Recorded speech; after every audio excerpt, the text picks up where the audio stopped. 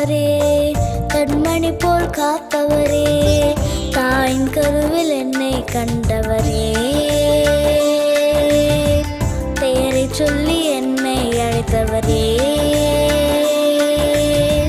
உள்ளங்கையில் வரைந்தவரே, கண்மணி போல் காப்பவரே, தாயின் கருவில் என்னை கண்டவரே.